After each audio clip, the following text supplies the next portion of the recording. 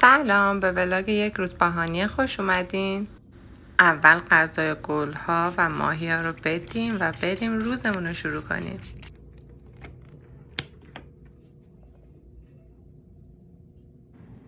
بیست و یک عدد مجسمه باید برای مشتری رنگ کنم.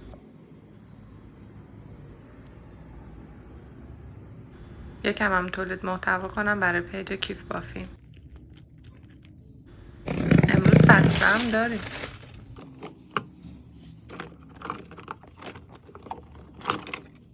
دیگه وقتش آماده شیم بریم سر کار.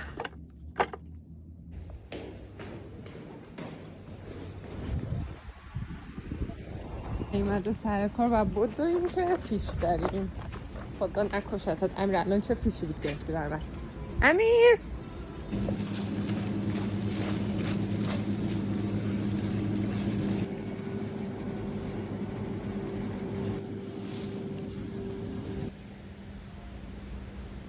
سر کار وقتی فیش غذا نداشته باشم میرم سالن کافه میشینم و مشغول کیف بافی میشم. پویا، این دو تا دختره که آمدن بالا تخت شماره چند بودن؟ روز پرکاری داشتیم ولی این قسمت دندون پزشکیش افتضاح